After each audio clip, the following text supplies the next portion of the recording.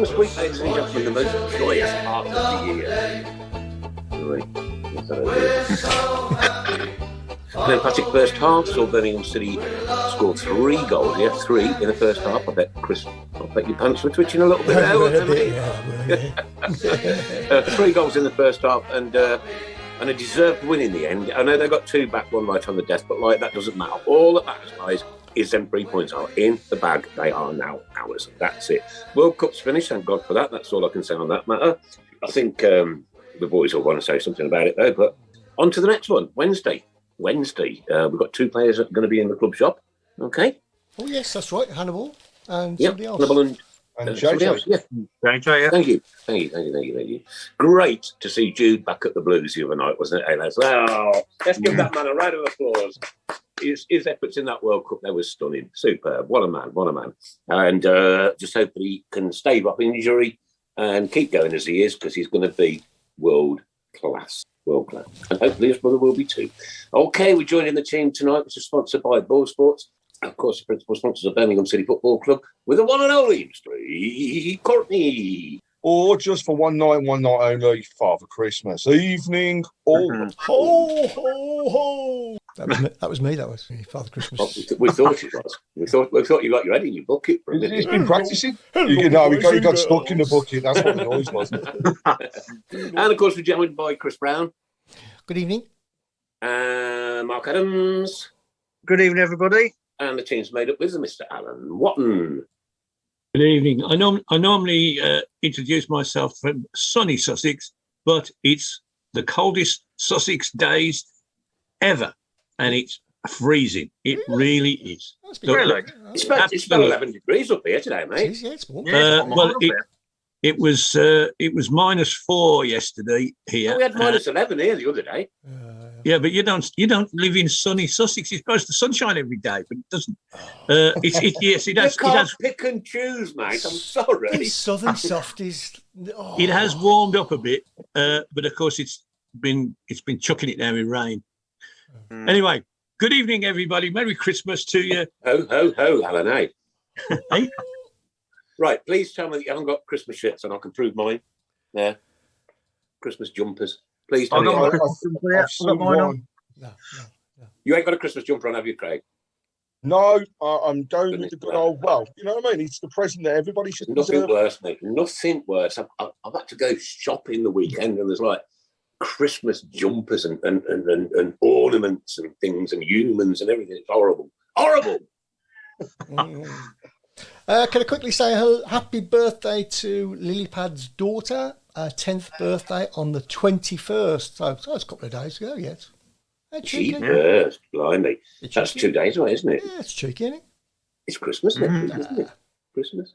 Are we doing a Christmas show, Chris, or are we not doing a Christmas show? This is the Christmas show today. This is the last show of the year, is it? It is, yeah. Right, okay. So let's make it a little bit special.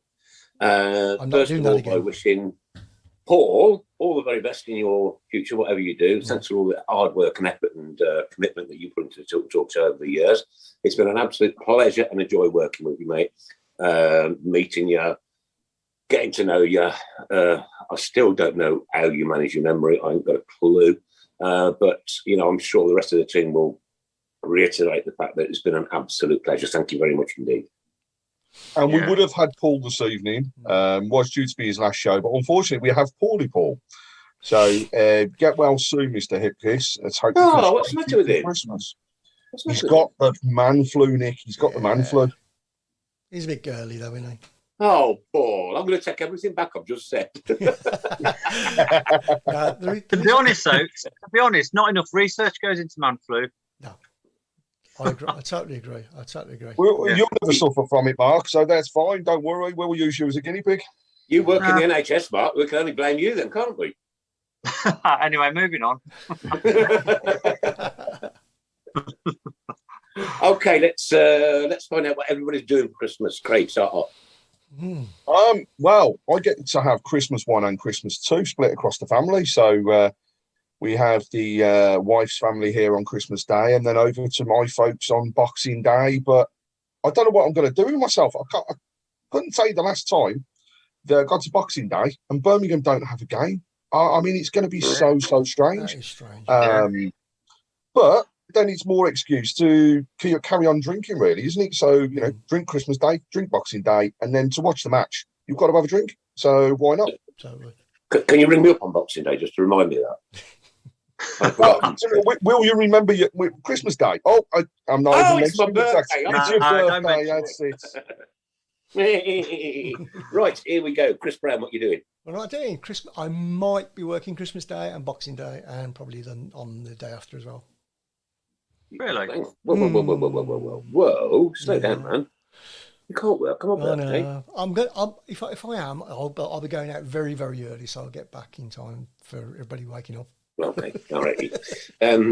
When you say you're working Christmas Eve, you're not driving a sleigh, are you? I was just like, you're not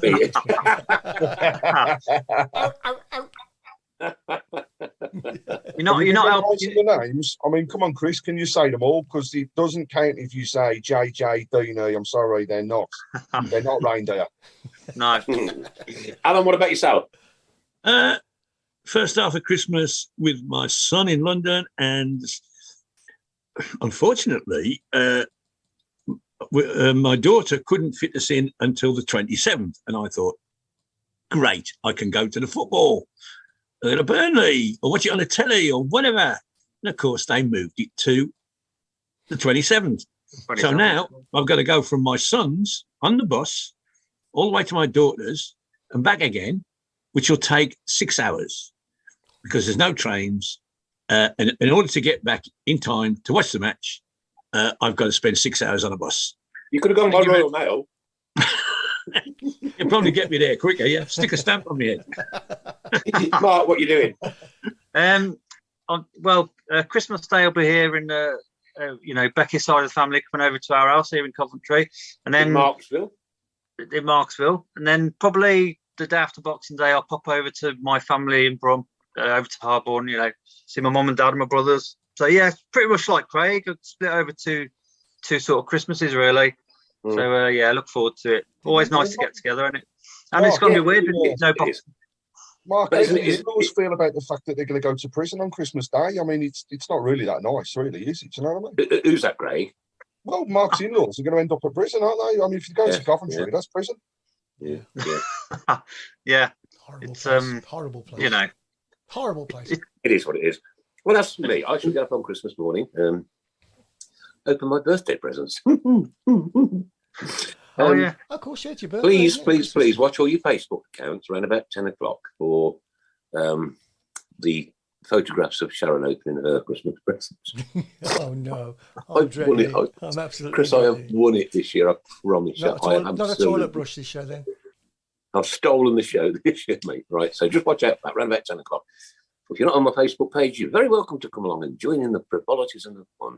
Okay, so I'll get up, go into my daughters, see my grandson Zachary and Madeline, Becca and Anton.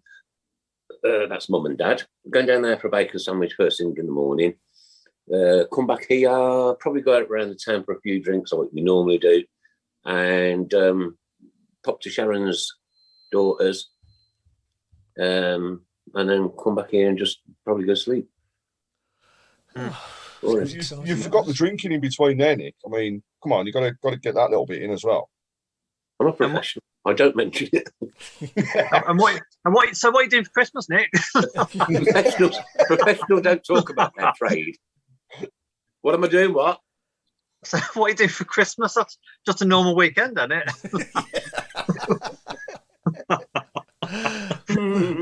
We know you too well, Nick. We know you too well. I'm rather jealous of a few people and their messages on the shout box at the moment. Wayne Day, that's just so unfair. He's going to Lanzarote on Christmas Day. I mean, that's really? Yeah. I hate him. You mean we've got pilots working on Christmas Day? It's ridiculous. Huh? They might have families. It might be their birthday and all. Nick, you can't mention anything else about Sharon's Christmas present. She's watching. I won't. Yeah, I won't. 10 o'clock in the morning. Craig, around about 10 o'clock in the morning, the photos will appear. Craig, we need to get in early regarding our charity event. If you can get that in early, because there's still time. We do. So, right, we are going to be making the draw later on for our raffle prizes. And I will be having my little elves join me to come and make the draw on behalf of all of us. Look a lot like Christmas. We've sold over 200 tickets so far. Incredible. But we want to do one more big push. So please. How much are they, Craig? The tickets are £2 each. Right. Or if you buy 3, you get 2 free. So for the slightly sum of £6, you can have 5 tickets. So if you are interested, please message me on Messenger.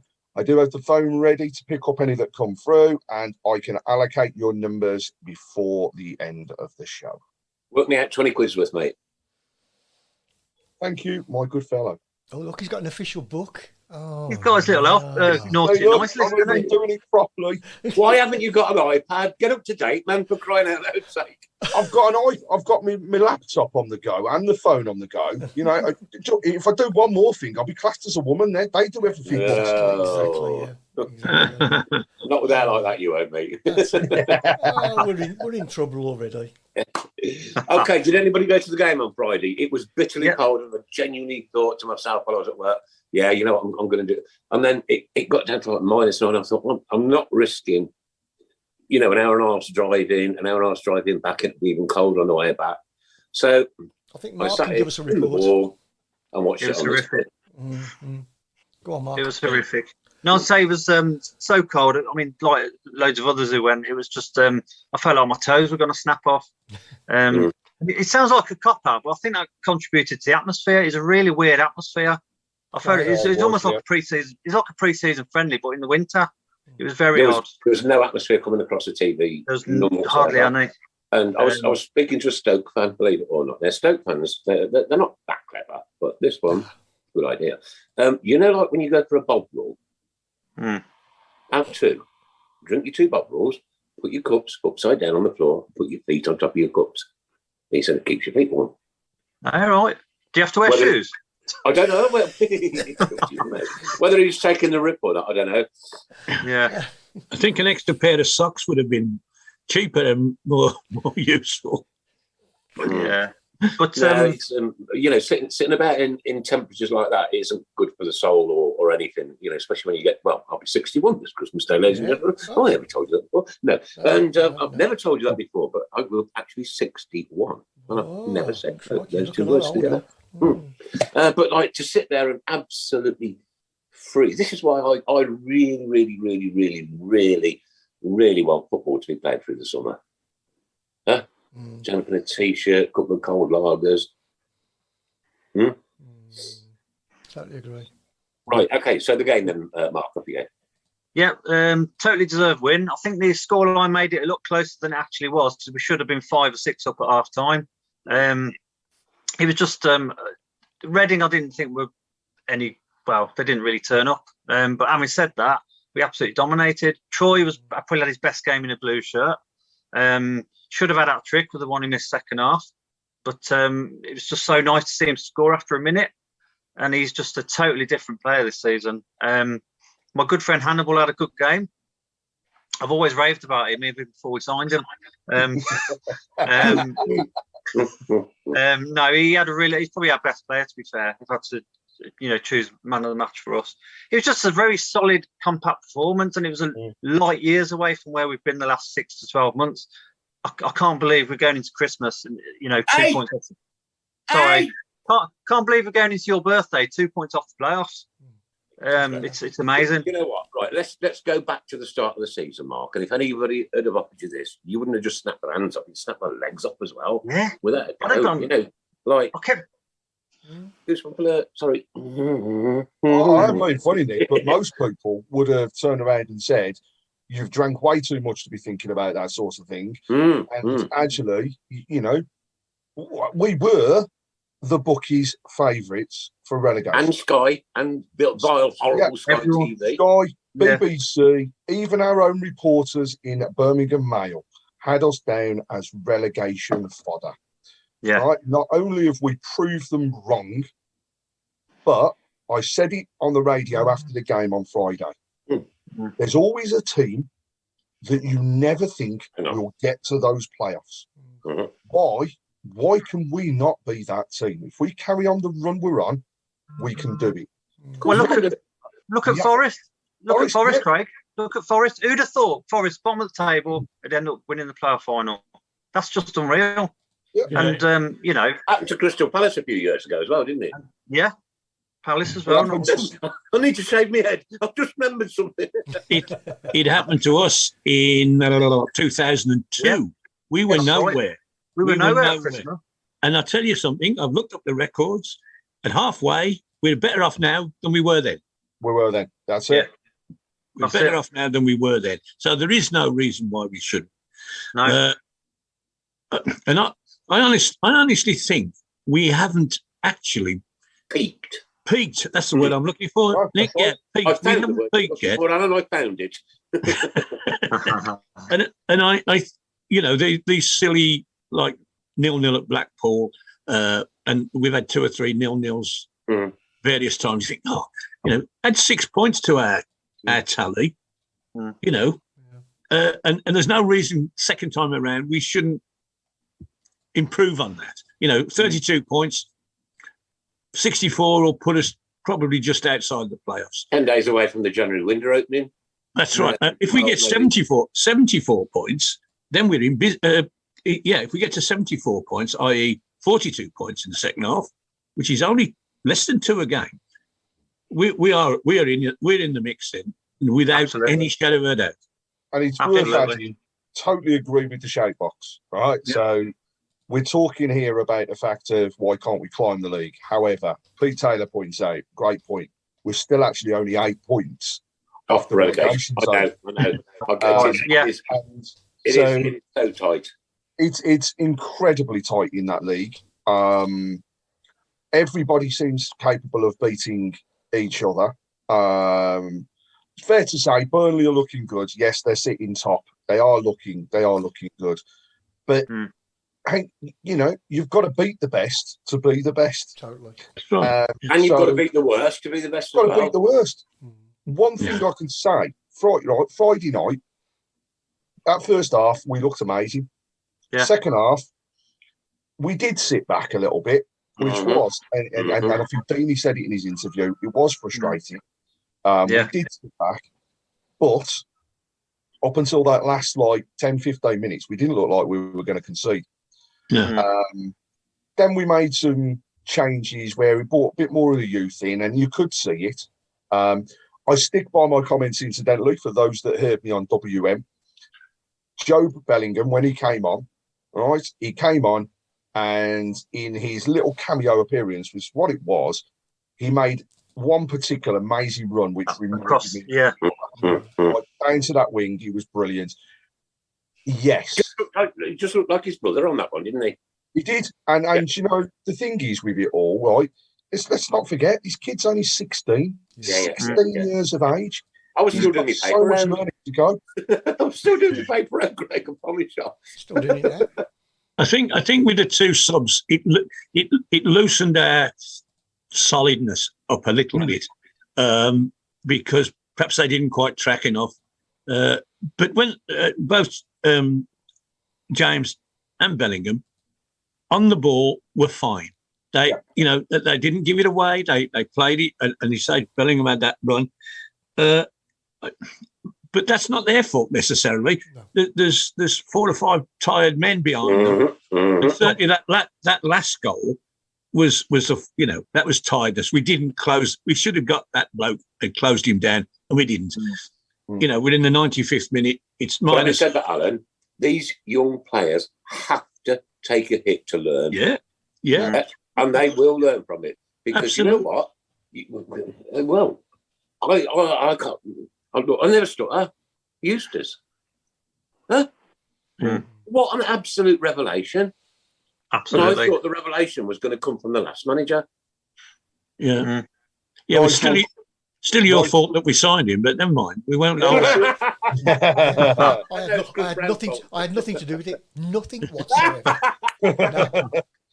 No. Nigel Manners said he was sat behind Paul Ince on Friday night and he learned some really new Anglo-Saxon words. So, It's I've got to say, I would not have fancied being in their dressing room because he doesn't hold back. And going into that game, I said it last week, they were a good team. I think they were 4 wins on the bounce. They were looking decent.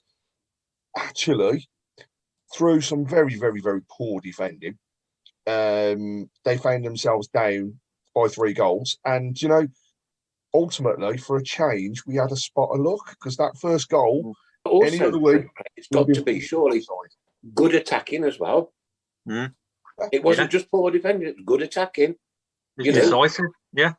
I must say, I think Bierlich looked absolutely shattered after his World Cup adventure. I think Bierlich should have gone off earlier because I think he looked shattered. Not 9-hour flight back. Yeah. What, to Sussex? Yeah, we got an airport. We got Gatwick. It's only up the road.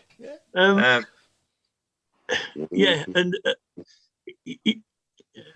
Hannibal had obviously had a free holiday and played 10 minutes, and so did Jordan James.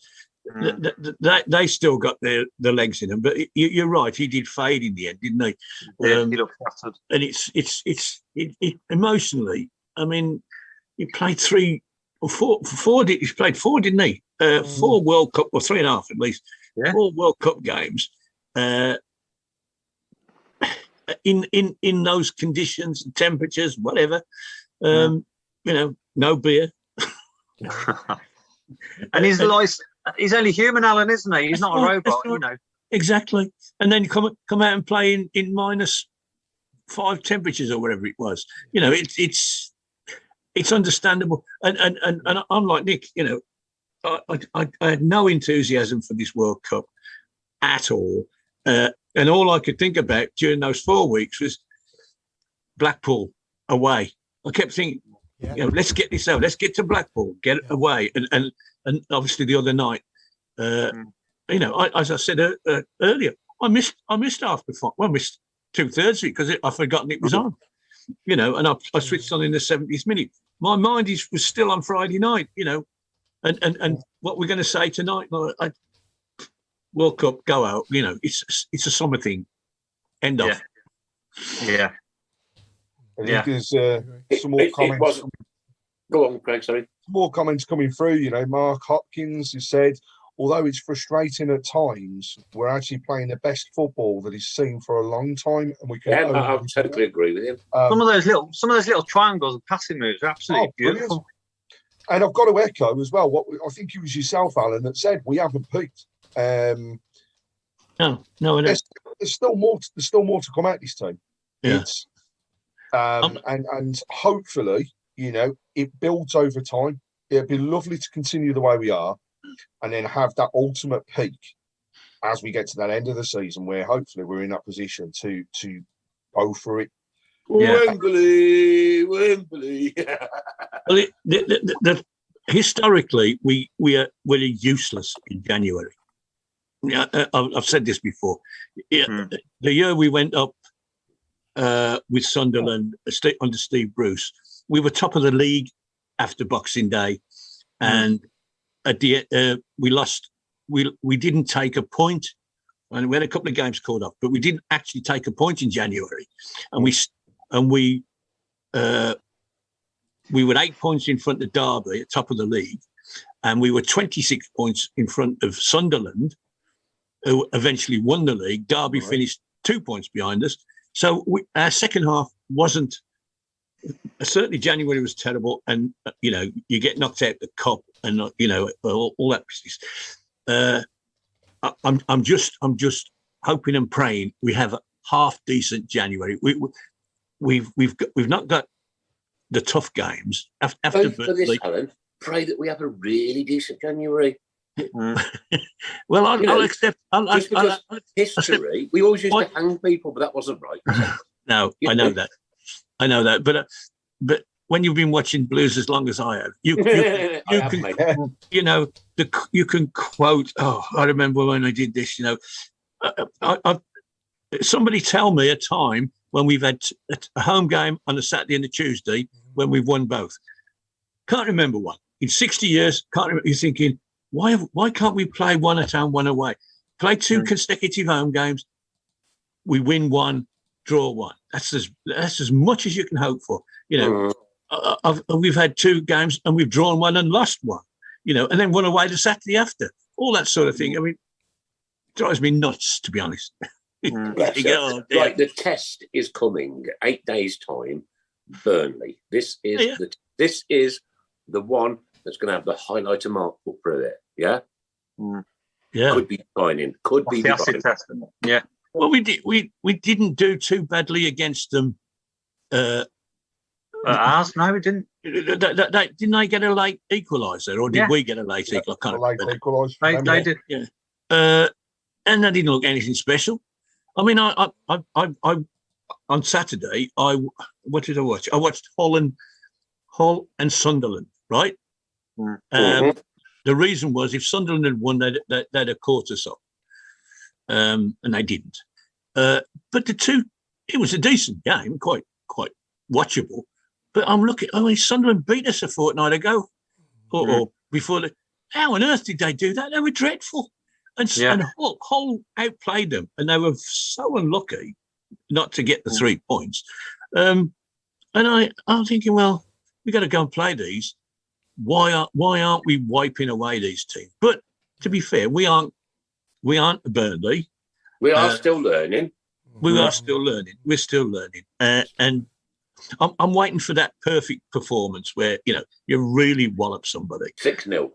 Yeah, 6-0. The bucket comes out. The bucket comes out. Yeah, and I think we've got it in us.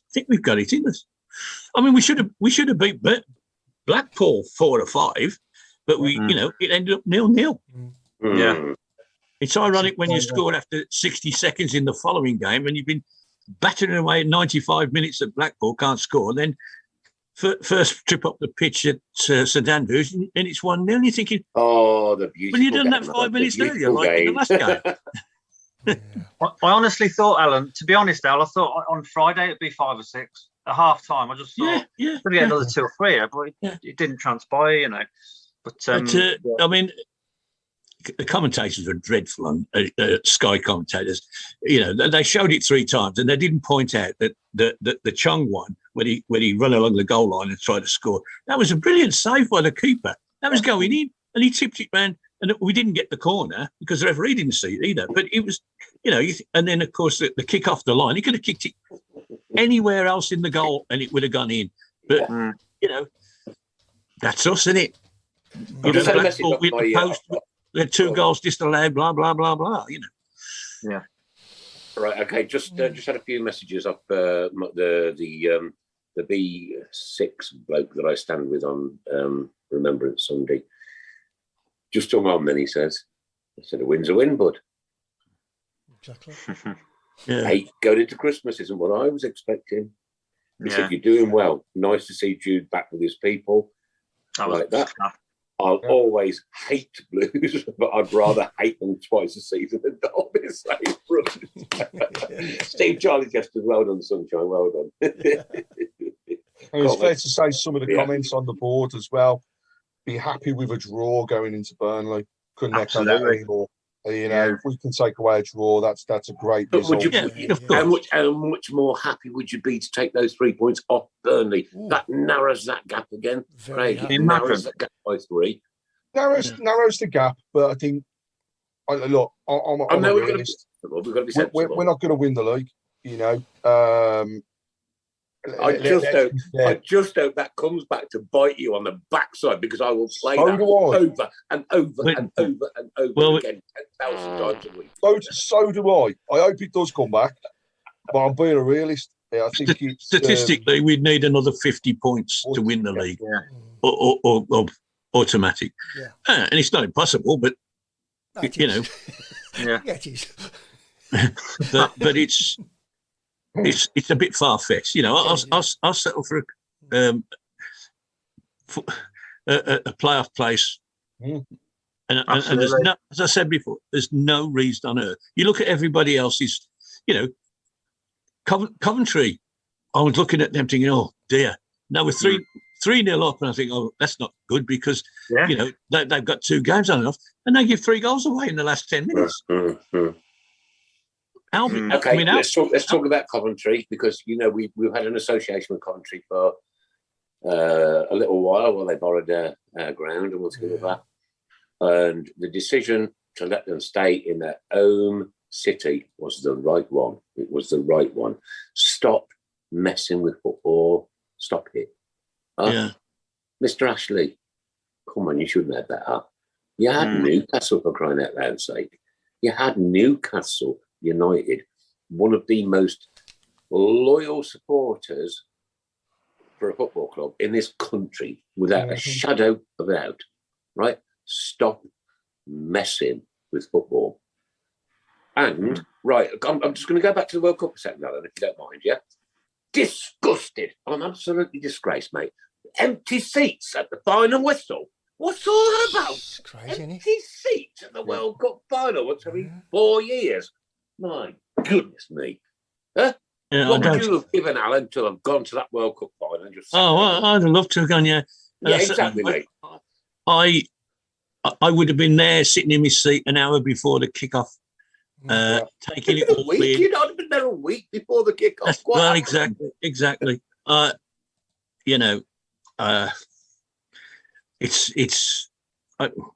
It's unimaginable to even when it was in this country. The chances of you getting a ticket are pretty slim. Yeah. I did go to 1 or 2 games. I went to the World Cup in France. No chance of getting a ticket for that, even though we were there.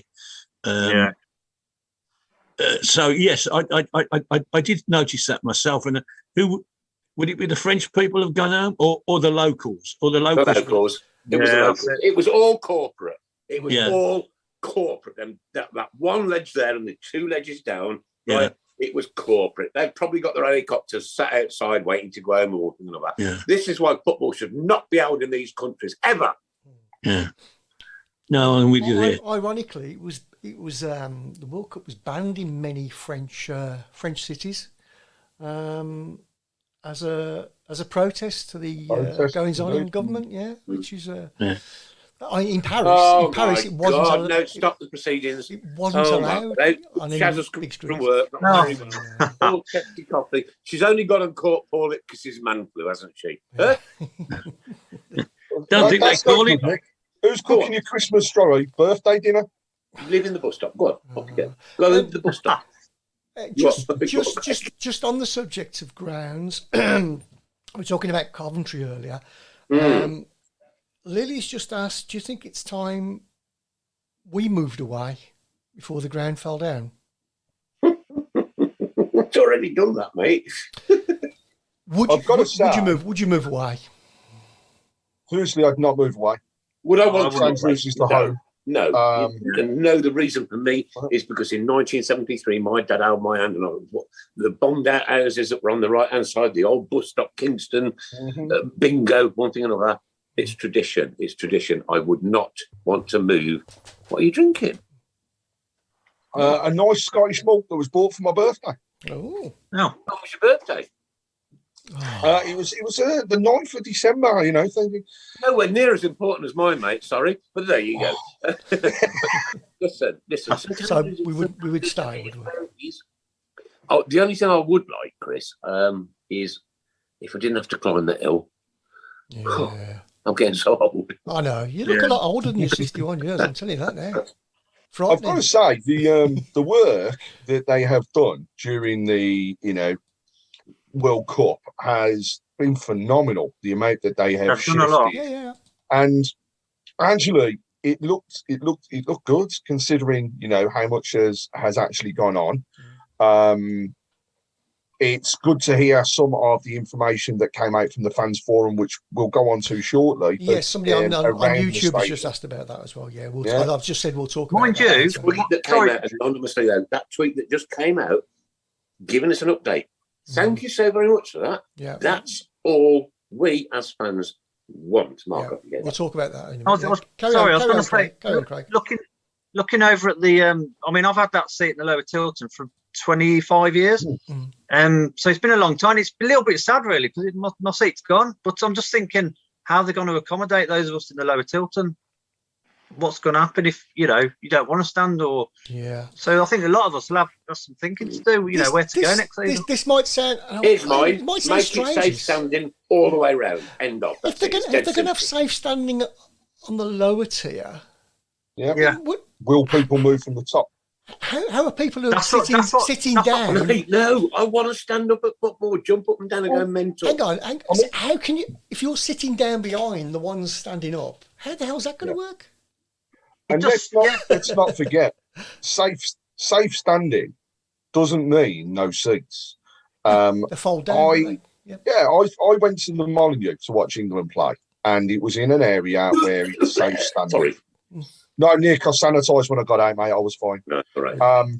But it for me gives you that option. So if you want to stand, you can stand. If you want to sit down, you sit down. The one thing is, it's not an obscured view. Now, just to come on to that particular point, we're talking about safe standing. So for those that are not aware, there was a fans forum last Thursday at St Andrews. We mentioned it on the show last week. And Paul did attend on our behalf, and the stadium, plans for the stadium were discussed, at which point it was emphasised that safe standing is firmly on the agenda. Now, what they haven't covered is how much. How far do they trial it, or do they just go, do you know what, we're just going to go for it and then get it all the way around? The time frames, people were realistic in the event. So time frames, Tilton should be open and available at the start of next season. However, more work than was expected was due to the COP, which has resulted in there being, as they're forecasting at the moment, a bit of a delay until we get to probably next autumn. So it's not too dissimilar to what we first saw, but it's an opportunity. They've confirmed that the old seats that were in there are not going back. There will be brand new seats across the whole of the bottom tier. They've also confirmed that there will be replacement of seats within the old main stand. So they're looking to revamp that area as well. Some of the other pointers that were brought up during the meeting, which incidentally was originally planned for an hour and a half. I think it lasted just shy of 4 hours because of the amounts that they did discuss and what they opened up with. So other areas that have been mentioned, the vending areas within most parts of the stadium will be relooked at with improvements to be made. Massive issue. There are also plans for the mural that's up at the back of the Tilton for others to be in and around the stadium. So it's not just sticking where they are. The plan is to improve all areas across the board. There were pointers around communication, obvious questions in and around ownership that were raised. The club, couldn't confirm those particular pointers. However, I've said communication as an overall has improved, which I think is fair. It can be better, and they actually acknowledge the fact that it could be better. So I believe that we will see some other areas coming as we progress. Other areas that were discussed, and I'm just going into the notes that we had.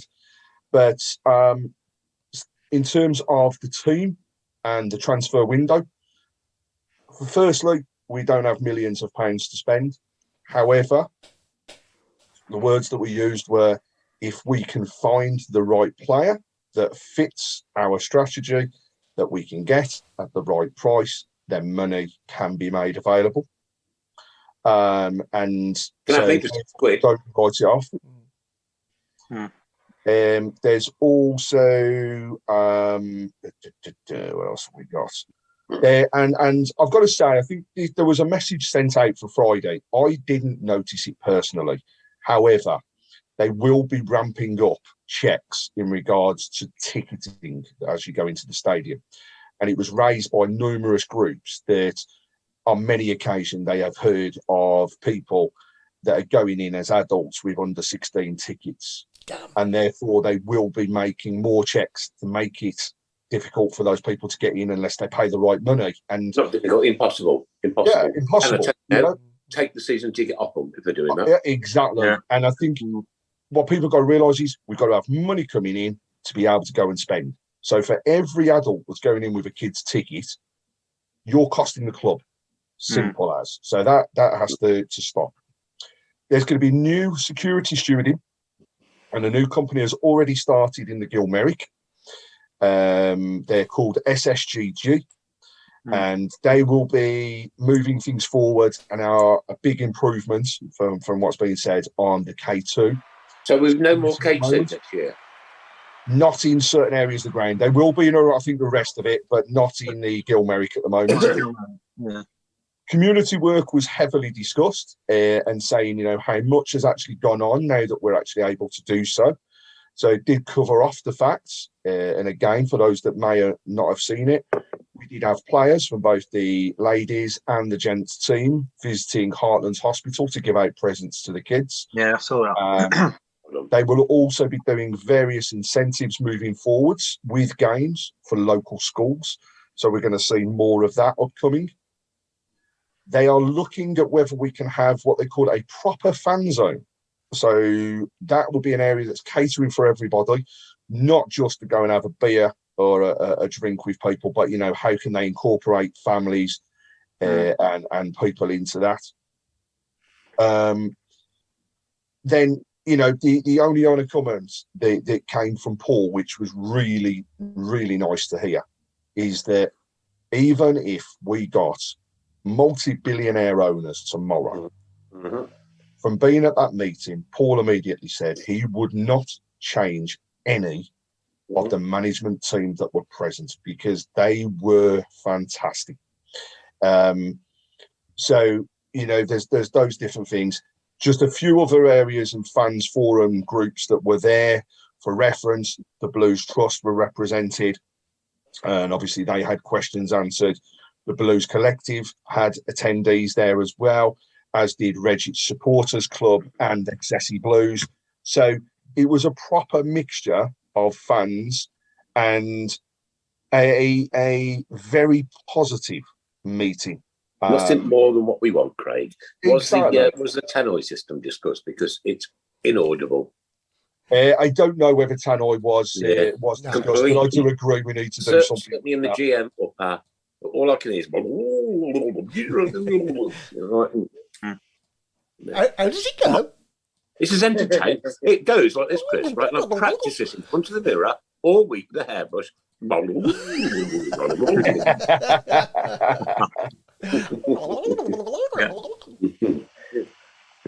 When's your next foray to Radio West Midlands then, Craig? So I was on Friday, just to give a perspective of what it was like on Friday. And in fact, it was also to discuss around the season so far. And I'll be honest with what I said, which was I didn't expect us to be where we are. Do you go into the studio or is it through the phone? No, it's through the phone. Okay. But I said, didn't expect us to be where we are, that there is no reason that we shouldn't push on. We should look to strengthen where we can. He was the next Daz Hale, you know what I mean? If he's listening, and Daz, I apologise, but I don't want you accent. But apart from that, I don't mind your job. Craig, just going back to the fans forum, Anthony says over in United States, he says, do you get the impression that the owners are actively looking to sell the club? I don't. I'll go back to the statement that they made when Paul Richardson's and Maxi Lopez's deal actually, was ultimately fell through. And that statement they made were that other people were coming to the club and were interested in ultimately having a stake. I think to again reinforce what I said last week, a sale of the club is something that, unless we have a minor miracle tomorrow, is not going to happen for 2 years because of the Hong Kong Stock Exchange situation. However, do I think that there are people out there interested in initial investments with a view to buying? Yes. I also believe, though, that, let's face it, we're in a situation at the moment where we are just outside the playoffs. We could push for the playoffs. That's unreal. We could be promoted. Weird. If we were promoted, would they sell? No. No.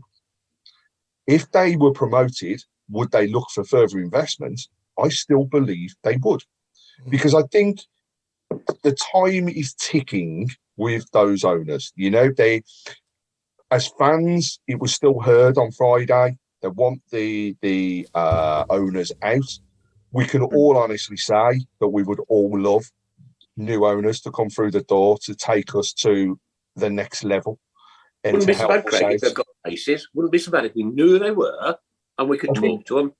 I think it's probably gone too far now, though, Nick. I mean, even if that person turned up and plastered their face as the next poster that was happening in and around St Andrews, it wouldn't matter. It's gone too far. They've lost.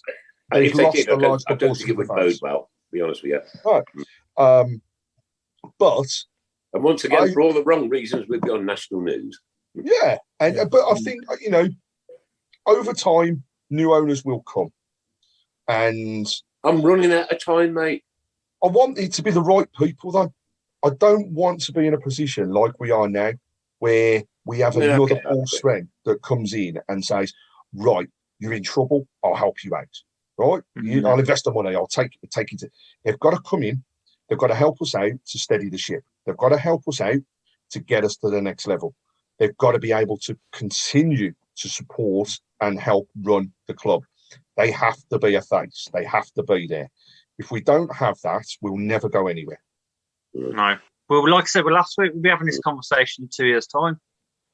You know, Of course we will, just be on a loop. Yeah. But, We will. And think about this. Will I be here?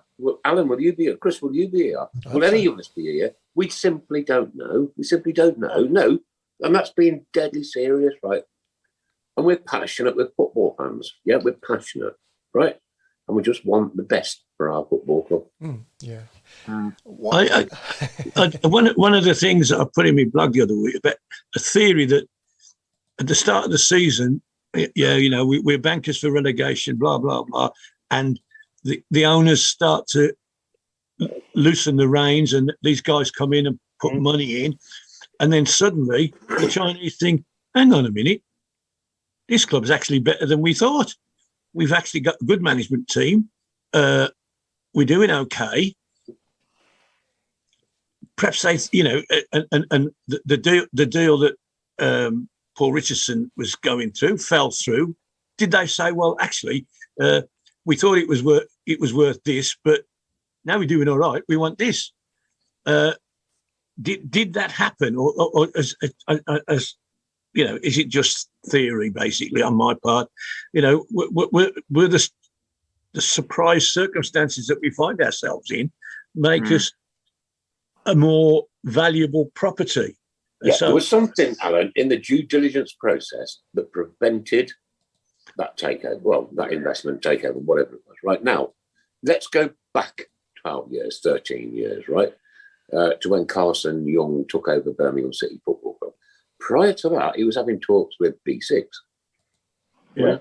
And if it wasn't for an incredible footballing man and finance man, can't remember his name, the chairman.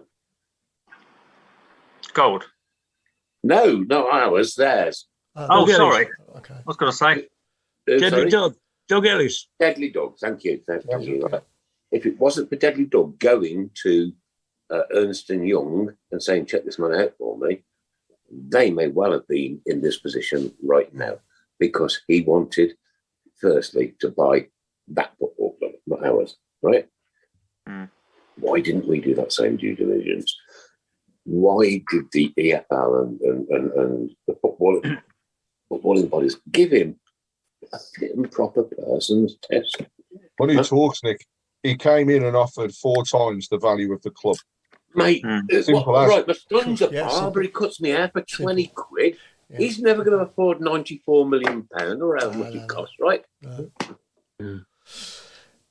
It's madness. It's madness. Few comments that have coming in and around the owners actually on the board, and one that's just worth shouting out here. And thank you, Linda Magna, that is, for the details. And what at the moment is circulating is that part of the deal that was with Maxco was that if we were promoted, that they would have got more money through the sale of the club. However, rightfully so, in my opinion. Yeah, rightfully so. However, they wouldn't accept that should any investigation by the EFL or any other area result in us being demoted or losing points, they would not reduce the price of the club. Now, that obviously is what we're hearing. I've got to be honest. If you go and buy a house, you agree a fee. You get that house searches done though, and somebody finds that the roof needs replacing. What happens? You go back and you renegotiate. So if that is the case, that is your due diligence, isn't it? That is due diligence. But why did they not agree to that clause? What do these people think is going to happen? You know, Here you go, Craig. I don't think they want to get rid of the football club. I do not think that they want to sell the football club. Right, I do not. And I think all this is just a sham. It's a sham from faceless, horrible, rich people from around the world who I hate with a complete passion in all my life. Nick, you can say that, Nick, but at the moment, those rich people who are faceless and we have no idea who they are, really, are still putting money into our club, keeping us afloat. Yeah. And how much money do you spend apart from the management team and the playing staff? And I can't go into catering because I would lose it big style, believe me, right?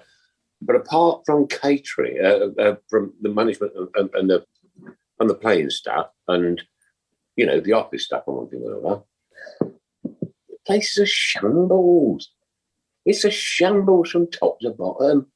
Half the stadium is like dug out. It's 20 odd years old. Yeah. I don't know if if we did get a promotion, I don't think they know what would hit them. It'd be well, I don't know. Not saying we're not ready for promotion, but Nigel Mann's actually is quite true. He said trying to find out who owns our club is like playing squad game with Paul Hipkiss. You're never going to win. It was brilliant. But I mean, absolutely brilliant. Well done, mate. Look, can I just say, sorry, Craig, going on to a bit of a tangent, but do you think there was anything in George Hall not being on the bench even on Friday? I hope not. It was just really a bit of a strange one, wasn't it? He was completely missing. That was one of the things that was also raised, I will say, on Thursday. And, Craig Gardner apparently was very open in regards to transfers and things and said to everybody there, categorically, it is rubbish. Total and utter rubbish. While some people will take that with a pinch of salt, I've got to say at the moment, the way Craig is running the books ultimately and the people he's getting through the door, I actually believe that he is going nowhere. For me, if Craig Gardner says it, it's true. Because you know what? That bloke would not want to come out of that football club with egg on his face. He would not. Yeah, I agree. I think it's also with a pinch of salt these days. Yeah, I mean, got to say, they're running a football club, so you're never, ever going to get 100% truth because at the end of the day, they can't talk around. What? Craig Gardner loves the Blues, doesn't he? Yeah, he does. But if somebody came in and offered stupid money, of course, yeah, for George Hall, he's going to go. Yeah, everybody has a value. Yeah, everything's got a price, and the club's got a price. The club has got Mark a price. Adams, as well. £4.63. Craig Courtney, £9.80. Yeah. Watto, chairman of the board, £12.50. Chris Brown, 43 pence. I'm honoured. And that, ladies and gentlemen, goodbye, Birmingham City Football. Job done. Oh dear, it's good to laugh though, isn't it? Look, we're 8 going into Christmas. Let's relish in this. Let's enjoy it. Let's enjoy this moment. We're 8, right? We know that how tight this league is, right? But we are 8, right? We're not 22nd or whatever, right? Mm-hmm. We're 8. Enjoy your Christmas, and just let's keep climbing and climbing and climbing slowly, silently. Yeah. Silent night, holy night. Actually, Nick, look, Stephen Gill's just joined. His message us on the board, and it's very true. You've mentioned all of us. You haven't mentioned Stephen and all of his fantastic write-ups that he does for the ladies. He said, does that mean that he's a free transfer? I want Stephen Gill on the programme every week. There you go. Stephen Gill is like the 6th Beatle. Oh, poor bloke. Oh, brutal. I mean, no, not now. He's 5th, isn't he? It's strange because me and Alan were talking. We were talking offline about the. I would love Stephen Gill to be on the show every week to give a perspective on ladies football. Right? I agree. I watch it, but I don't follow it. I don't disseminate it. One thing or another. No. Oh, and on that subject, was it true about the ladies not being at St Andrews next season? Yeah, that was. Whoa. Yeah. There's no ladies' toilets at St Andrews next season. Oh dear. It's too early for them, Nick. It's too early. Cracker jokes. You've got to save them until Christmas Day. Look at your face. Terrible. Yeah. I'm gonna have to go back and just take that picture. He's like, no. Yeah, so I did hear about them possibly moving away from St Andrews. There was mention of that, and actually it's acted as a nice prompt as well to say that it was confirmed that there would be investment into the ladies' game again. Mm-hmm. But yes, there is a possibility that they will be looking for elsewhere to play their games as we move forwards. Yeah. Can I just on that point as well, just a general point? I think after the women's Euros last year, I think everybody thought there'd be massive crowds. Not just at Blues, but all over. But by and large, poor. I don't think that's... Poor. But look what happened at Stoke. Stoke City, 9 miles up the road from me here, like they stage an international game and people weren't getting into that state. We're talking Stoke City, have been in the Premier League. They have been in the Championship, right? And they knew it was going to be a full house and they couldn't staff it or didn't staff it for whatever reason. And people were getting into that football game 25 minutes after it started. It's crazy. Ridiculous. I know that my mate Gabby would have a lot to say on this regarding regarding the women's game. But apart from 2 or 3 games in the top flight, they're pretty much empty, aren't they? Yeah, it hasn't caught on at all, has it? No.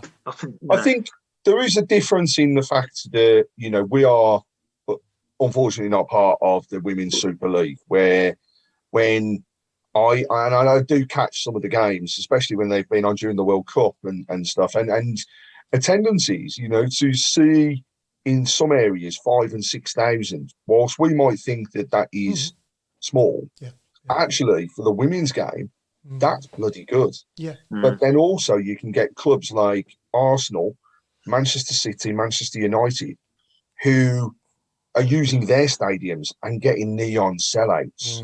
So it is there. Yeah. That was colossal last week, wasn't it? Last week, 48,000 for the Manchester Derby. That's it. Don't you think, sorry, Craig, to put in, but don't you think, a lot of that is potentially people who maybe can't afford to go into the men every week. Yeah. And so they're missing. Yeah. I'm not being disrespectful for saying the next best thing, but you know what I mean? They are cheap. They can't get to the regular games. They can't afford it. You know what, Mark? So it's the next. I would actually genuinely, I would sell my soul, and I would certainly sell Sharon for a Blues ticket. Yeah, I would sell as well. Yeah, I would as well. You would sell her as well? Oh yeah, definitely. And that's a nice little segue to say it's beginning to look a lot like Christmas. 10 minutes away from making the draw for the raffle. Mm-hmm. If you haven't had a go and you still want to, tickets are still available. And you mentioned there wanting a ticket for the game. First prize, pair of half-season tickets for for the remainder of this season. Ooh. Whoa, really? If we get into the playoffs, that guarantees you a playoff ticket. So if you haven't had a go and you still want to, you can still get the tickets. 10 minutes to go, ladies and gents. What have you got to lose for a couple of quid? A couple of quid. I'll take 20 tonight. Little does she know. For a couple of quid, you might get to a it's all right. final. I've just robbed it out of a purse. Just to go back to the ladies' game as well, just to say happy birthday to, or belated birthday to Coach Carts for the other day. And I think, you know, at the club at the moment, we started on a bit of a rocky start, but actually things are looking very promising now for the ladies. And long may that continue. Let's see this second half of this season for that promotion push to get us back into the Women's Super League. And I love Carts. I think he's brilliant. You know, he comes in with his Alice band and Tom Ross rips 9 colours out of him, right? And it's brilliant. But you know what? He'll come back with it next time, won't he?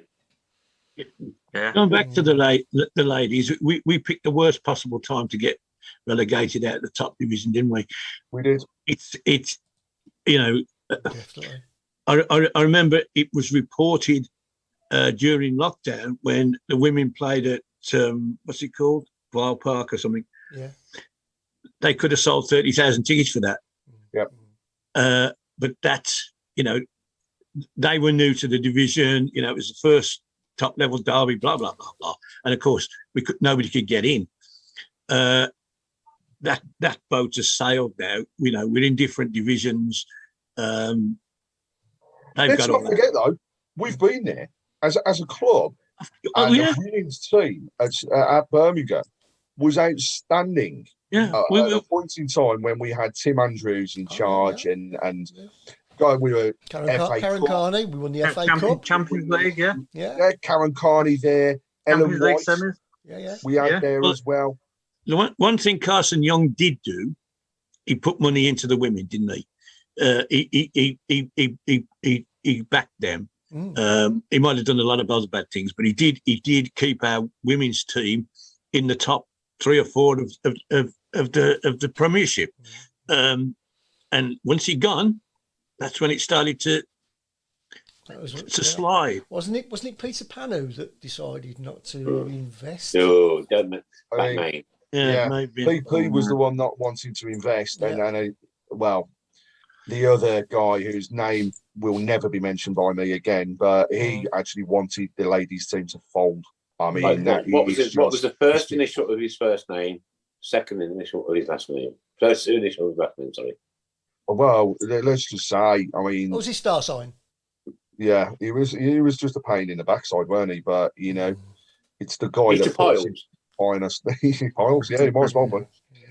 We'll now refer to him as Hemorrhoid, but yes, when Hemorrhoid was at the club, it puts us in a position we should never have been. Oh my God, this is just you can't steal Jack Grealish's nickname. What? You do not say those 2 words on this show, ever. I call him the Hemorrhoid because he's always on his backside. He's on his backside, yeah. That was brilliant. Brilliant. Stephen Gill says he's a season ticket holder for the ladies. He says if we are moving, then that does worry me. So, but I mean they've played at a few grounds now, haven't they? I mean, I think you'll probably find Blues, Stratford even. Yeah. The cost to open St Andrews is probably greater than what comes in at the end of the day. If we, you know, move to somewhere like Solihull Moors again, where it's not going to cost as much to open up, but then you can build the people going and hopefully get that, you know, those numbers back through the door like we were getting. And also, you know, for me, you're in a small space with more people, the atmosphere is better. I've been to a couple of the ladies' games, and it's great, but it is frustrating to be in an area and you just think to yourself, look at the whole of the stadium's empty, you can't hear a damn thing. And that is horrible. I think I would much prefer to be somewhere where we can say we're paying less, we're still getting the people through the door, and we can generate a bit of an atmosphere. And Nigel, man, yes, most definitely it's Christmas. So we are definitely in the panto season tonight. Oh, no, we're not. Nick's disappeared, but at that point, we could have just turned around and said she's behind you. But unfortunately, I think we'll have to get her in. Oh, that was scary. That was scary. Any life out of him, that would. Again, going back, I don't know, possibly 5 or 6 years ago, when the women were playing at Solihull, they were getting bigger gates than Solihull were. Yeah. Yes, that's right. Okay, Solihull have rocketed since then, but because of some good investment. But the women actually were getting 1,500 to 2,000, and Moors were getting 900. And it changed because not that the ladies went down, they didn't. Solihull overtook them, but it's all about marketing at the end of the day. They have a place in the market, and it's up to us to promote them and sell them, and get them on the front page of the program occasionally, and hasn't it also been a sort of novelty thing as well, where you get these big gates? You know what I mean? Yeah, local derbies. Yeah, of course they did. Derbies, it's not going to happen all the time. The two we played last season against the other lot, I think I'm right in saying we got about 5,000, did we, at St Andrews, and they probably got about 8 at the other place. As I said, the year before, when it was locked down, we could have got who knows what. But it had, we were bottom of the league when we were still in. I think we lost. We beat them the last game, didn't we, at Villa Park? Sorry. Oh, he's done it. I know that I don't bear the poor girl any ill will, to be honest. But I remember watching that game, and our goalkeeper that they nicked off us threw one in. Well done, gal. And she had a nightmare on Saturday against Arsenal. Bad luck. So all those players that they nicked off us, and the manager, ain't done them that much good, has he? Jason Hughes, yes, love the comment, but save it. The last 15, that's going to be a great one. So just keep that one in the pocket, ready for the last 15. That does seem like a good idea. Yeah. Because it is associated with what we're going to do in the last 15. Yeah, good one.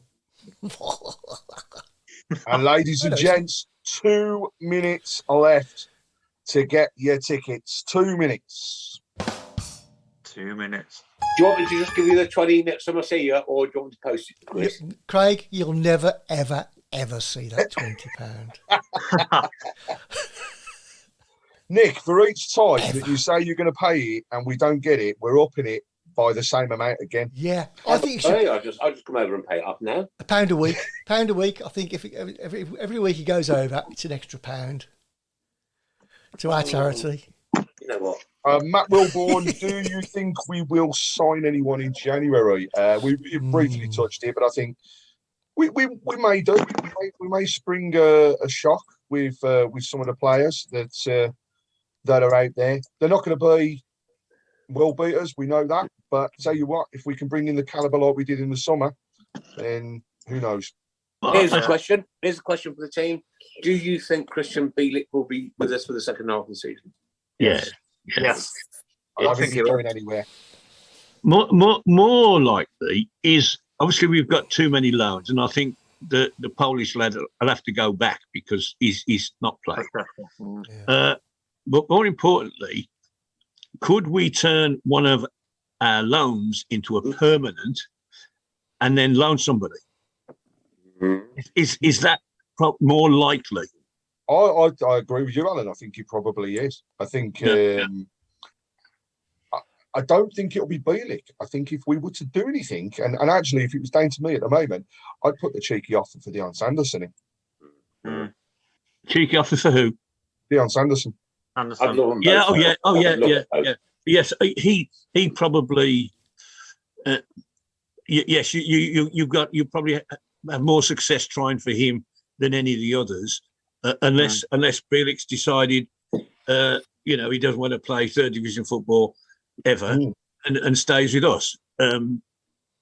But loan agreements are loan agreements, and there's all sorts of. Right, my lad cuts Christian Bielik's hair. Right? Does he?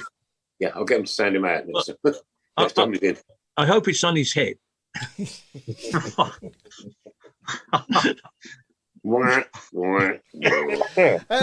Dave Twine has just he said this twice actually. He says in the Mail tonight, Blues are trying to swap Bielik for Cosgrove. No. I'll tell you what, that could happen because Derby are crying out for a striker, and at the moment he is scoring for fun during his loan. So that's a good call. That is. Where is he? I'd go for that. Where is he? Plymouth, yeah. Plymouth. Plymouth. What? Right, gentlemen, because I didn't catch up with you earlier. Do we have a subject for last 15 minutes? We do, yeah. Well, we're not going to tell you. Okay, cool. I will leave it to you, but we've got 1 minute left. Yeah. Nigel says that Ruddy has to be our best asset, a great keeper. What an absolute steal. What a signing of the season. Signing of the season. Player of the season. I mean, even on Friday, you know, he's just goalkeeper of the season. Yeah, he'd walk into any championship side, you know. Yeah. Do you know what? He's really walking to most Premiership sides. I'll be honest. He is off the scale brilliant. His speed and his reactions at his age are just unbelievable. Yeah. Oh, yeah, absolutely. I totally agree. Peter Taylor says, let's see if you agree with this. But Pete says, would you flog George Hall, Djukovic and Cosgrove and get in Bielik, Trusty and Sanderson on permanence? On that one, yes. Yeah, I think I would. Yeah. I think the only one for me that I would still be dubious about the Duke going at the moment. I think we still need him as our backup because we did ultimately miss Hogan on Friday, and I think we need somebody like him to be there waiting in the wings. Come on, yeah, it's somebody that Let's face it, if we're going into the last 20 minutes of a game and we're 2-1 down, we've got people that can put a ball into the net, into the box, right? We've got nobody better than Duke sitting on the bench that can have the ball. So I would still keep him. Do I see him there at the end of the season? That's a difference there. That's a different story because I think he probably will go at the end of the season, but I think he'll stay with us until then.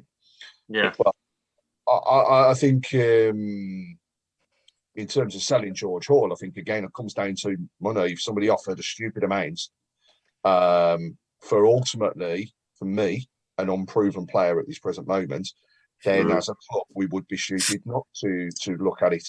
I don't think we will, but we would be stupid if we didn't. We'll wait and see. Here we go. We're into the last 15 minutes. Craig Courtney, what is the subject tonight? Well, it's the festive season. So it isn't. Jolly. So our last 15 is anything to do with the festive season and football. I'm not going to say just Christmas because it can be anything. It can be pantos. It can be Christmas. It can be presents. Whoa. All these things are to do with Christmas. Do not ever come to me, ever, and say, Happy Holidays. I saw a sign in a shop yesterday. Happy Holidays? What? America. I've got one. No. Who said that? Alan. Hanukkah. Hang on, let me get ready. Go on. Hanukkah Maybury. Hey? Clever. Oh, yeah. I've got one. Here you go. You ready? Ball. Pardon? What? You just swore us all. Come on. You know what I mean? There was no need, Nick. I know you don't like us, but there's no need to tell us on air. No. The drugs are kicking in now. They usually start to kick in after about an hour and 40 minutes. I didn't even know we'd started. Let's finish now. Thanks, Alan, for that contribution. Get off. You're welcome. Oh, dear. Nigel Mann said, "Ruddy hell, it is snowing." That class is festive season. We can accept that one. Oh, brilliant. Lily pad, Nick, just for you. Delhi had a bar humbug.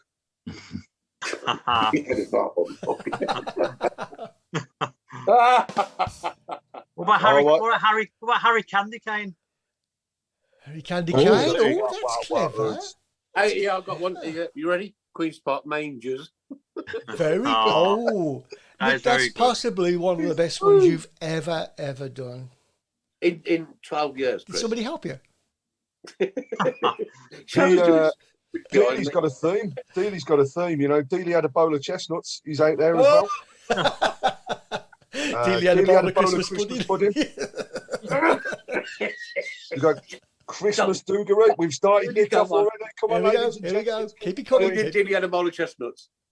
Dealey had a bowl of chestnuts. That's Dom Kavanagh. I'm dump your tops, but you can be beaten. Nigel Mann. Yes, I know it's cold and it's part of the festive season, but you're not having a hot of chocolate. It's not allowed. Oh, No. not that old traditional classic. Right then, I've got my secret elves with me at the moment who are actually going to do the draw for us for the tickets. They've all just come into the room. Here we go. So in turn, I am going to turn the camera so that you can see them as well. I'm so excited. So you're all aware, we have Olivia, and Holly. It's perfect for Christmas, but we have Holly as well. Oh, So they're going to do the draw, and we'll be well away. So first prize, as we've mentioned, is a pair of half-season tickets for the rest of the season. And that draw will be made by Olivia, first of all. So, Hello, Olivia. No swearing. You are live on the Tilton Talk hello, Show. Olivia. Hi, Olivia. Hello. I can confirm that the number is, as we turn it around to show you on the camera, number 36. Is that me? And that is a gentleman called Reed. That is what? We can't hear you. We can't hear you. Can I- There we go. Has she That's put me better. on mute? No. You when you move away from the camera, we can't hear you. Right. So it's Matthew Reeves. Congratulations. You Hello, are mate. the winner of a pair of season Boy. tickets for the rest of the season. Woo, woo, woo, woo, woo, woo. Well done. How dare you? Next up on the list, we've got Holly. Holly's going to do the second prize. And second Ole, ole, Ole, ole, ole, ole. It's just a human. ole. So if you press randomise. And for the next prize, which is a signed shirt for this season. Right, we're losing you. We're losing Yeah. you, Craig. It doesn't work when you move away. Okay, signed shirt for this season. Yep. Is number 212, Yeah. and that is going to Anne Perkins. So Anne, congratulations. Well done. Sure, Anne You've got the signed Perkins. shirt. Well done, Anne. I can't wait to poke Well your done, eyes out. but Well done. And next one is going to be driven by Olivia, and Olivia has drawn 187. So 187 is the number. Congratulations to Wendy Mills. Wendy, Oh, you have Yeah, no. well done, Wendy. She wins it. She wins everything. Caught that is in camera at the moment. So congratulations. Well done, Wendy. Well done. Well Wendy done. Mills has caught the tongue down Jude Bellingham's throat on Friday. It's terrible. It's terrible. Next prize is 4 tickets to the game that is the festive game. So it will be, I believe, a week on Friday Friday, yeah. at Burnley? St Andrews. Yeah. Is that Burnley? It's not. It's a home game. I think home it's game, Hull. So press Yeah. randomise for me. Isn't that New Year's Day? Monday. No, There's it's There's another Friday, one. Friday the 20, Friday the whatever it is. Yeah, Friday. Oh, right. Friday. Okay. Yeah, That we can Friday. has been won by Linda Magna. Linda Magna. Number 81, Linda Oh, Magna. no. Well done. You've got 4 tickets for the game after Christmas. Well done, Next Linda. one is our New So Year's it's game. not Jude. Huh? Again, 4 tickets for the New Right. Year's game. Here we go. Holly is choosing this one. And that is going to Auntie Linda. Yes, Oh, Linda this Ensor, is a you've won yourself fiddle. This 4 is a tickets. fix. Fix. Fix. Thanks to the random number collectors Yeah, well done, random and to our amazing owls. Oliver. There's another one to come. One to come. There is. One more to Our come. next one, and final prize is the signed Chris Scudder book. Yeah, here we go. And that is number 232. That's me.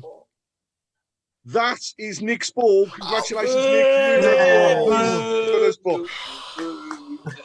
Dear, oh dear, oh dear. I like Chris Scudder. He's a nice guy. You know what? He's a nice guy. He's a very nice guy. And I was outside St Andrews, outside the Cop, many, many years ago. And we were playing the Dingles from up the road. And hell broke loose in that car park. It did. And me, Chris Scudder, and another guy out this lady with children in the car to push the car into St Andrews. I'm sorry, but I'm not even going to bother going there. I'm bored of it already. It was a horrible thing, I promise you. Oh, well done to everybody. Well done to all our winners. Well done, everyone. Yeah, and just to top it off, I can confirm that we have also had a really good offer for the shirt, for the shirt from our friend Jack McGover. And it's going to a lady that's got a fantastic story behind it as well. So congratulations to Kim Upton. Well done, Kim. You have been successful with the bid for the shirt. We'll arrange to get that across because I know there's a story behind what it will be used for and why. And hopefully as well, we could arrange that little message to go alongside. Is that a story? Is that a story in the new year that we could get live on air, perhaps get Kim on the phone or on Zoom? I don't want to say anything just yet in case somebody's actually listening, but there is. It's a really nice story, and yes, we will get some details from Kim. I'm sure no pressure, Kim. No pressure. Fantastic. Craig, do we have a sort of ballpark figure on how much we've raised? I can say that with all of the additional tickets sold this evening and the offer on the shirt, that we have raised just over £400 in total to go to Mind and Cancer Research UK. So thank you, everybody that has joined in. It's brilliant. Thank you. Good job, guys. Well done. That is fantastic. That is absolutely brilliant. Brilliant stuff. Brilliant. Well, Burnley next up, then, ladies and gentlemen. We've got 5 minutes to go. Burnley, predictions, please. Craig. No, I want to say a dull and boring 0-0. I think we'll defend well and get a 0-0. I'm going to go for I'm going to say an entertaining 1-1. I'll take a draw 1-1. Chris Browne. You know what? I fancy a sneaky 1-0 Blues. Watto. 2-1 Blues. Do you know what, Watto? That was my thoughts exactly. Right. And I think this could be the defining game of our season. We win this one, we're in a very, very, very good position going into the new year. Well, if we do nick it, then Sky will have to talk about us instead of Reading and whoever else we play and win. You know, Sky don't care about us. Sky are run from people from B6. They do not care about Birmingham City Football Club. But you know what? We will stamp our mark. I'm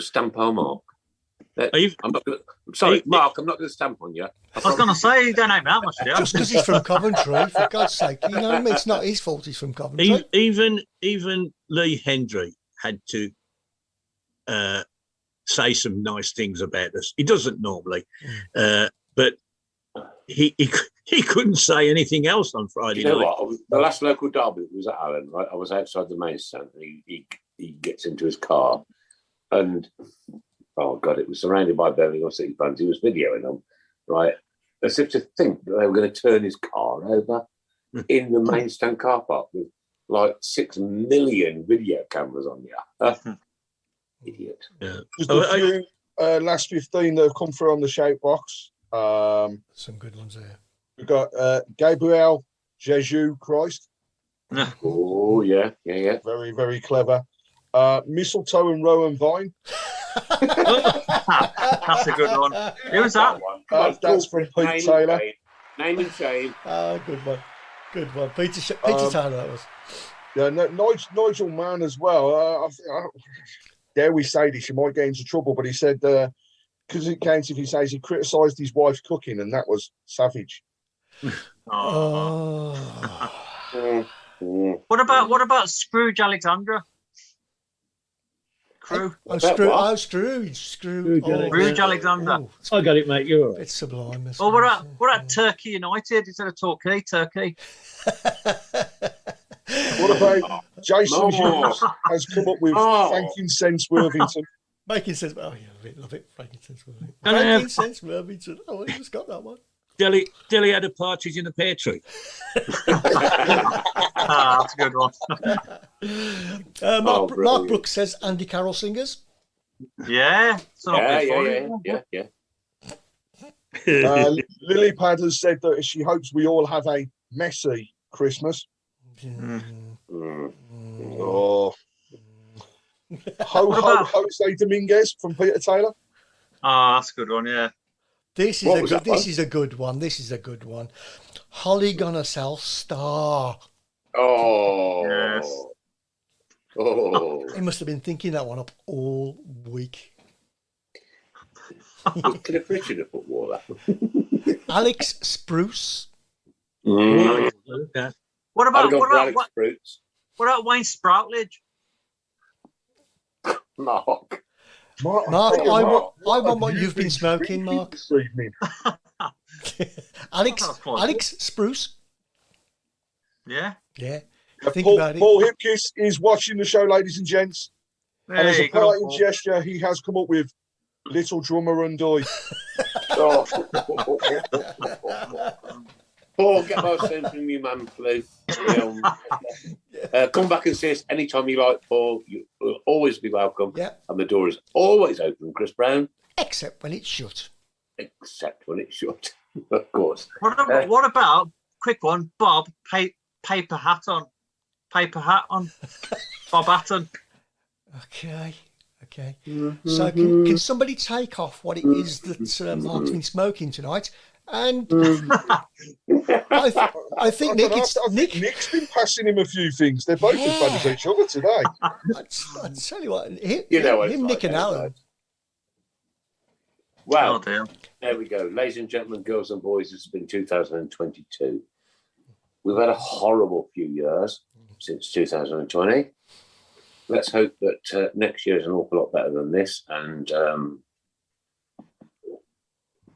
things calm down in the eastern side of Europe and one thing like that, and that gets sorted out. Because Ukraine were a football team I've been to see. No need. There's no need for this. No need at all.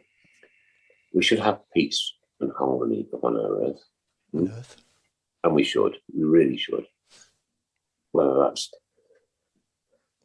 one country against another country or one football team against another, it doesn't matter. Peace, harmony, respect. And I pray that 2023 brings some of those things back together. This has been an amazing year as far as the Tilton Talk Show goes. I think we're on the 12th season now, are we? Well, we're going into the 13th year. 13th. Oh, I'm looking for some. Oh, Chris, you know that when we go into that 13th season, we're going to win 6-0. You know it. You know it. Ladies and gents, girls and boys, we've had an amazing year of fun, laughs, football talk. You guys have been absolutely brilliant, amazing, from all across the world. You know what? Expats and somebody from America today. Chris Browne, I wish you a very Merry Christmas and your family and your lovely daughter and granddaughter. God bless you. Watto, you are an amazing guy. Thank you ever so much for everything you've done this year. Come back next year and we'll do the same again. Absolutely, no problem. Superb. God bless you, my friend. And you too. Craig Courtney. Wow. You've got so many guests in. It's like an unbelievable journey that I've been on personally, right? Never ever thought that I would speak to so many people from Birmingham City Football Club. Craig and your family have the most amazing Christmas ever. And when we come back next year and meet again, let's just keep right on. Thanks, Nick. And just to say to everyone, we are working on some hopeful, really great guests for the start of 2023 who are involved in the club, not from old, but are involved with the club now. So as soon as we get it confirmed, watch out for announcements. Craig, this is what we want, right? Because this forum is just such a good place for this kind of thing, where we're not judgmental. We're not, right? We love our club with all our hearts, yeah? And information, communication helps the nation. I feel like a rapper. I think this actually sums it all up, really, about what this show is about. Because it's not just about us; it's more about. No, it's not even about us. So this sums it up from Nigel Mann. He says, "Thanks for allowing us to make you look good each week." Honestly, just spat my coke all over my iPad and everywhere. Oh my God, mate! He's got it spot on, hasn't he? That I promise you has been the best comment of the year. Oh, good night. I wish family a very happy Christmas and a prosperous New Year. Same to you, Nick. And safety in them. Oh God, there's spit all over. Sharon, if you're listening, he needs a cleaning cloth for Christmas. Yeah. And for me and old Shaz, who's come home from work early tonight, cost me a freaking fortune because she thinks she's got a cold. Ladies and gentlemen, this has been the Tilton Talk Show 2022, sponsored by Borough Sports, in conjunction with Chris Browne, Mark Adams, Craig Courtney, Chairman of the Board, Watto, and of course, our great friend Paul Hipkiss, who's welcome back anytime, ever. And from me and my family, I wish you all a peaceful and happy Christmas. It's my birthday. Ringing all around. Now all you blue boys know what we mean. We are the lads from the Tilton. We'll support you till the end of the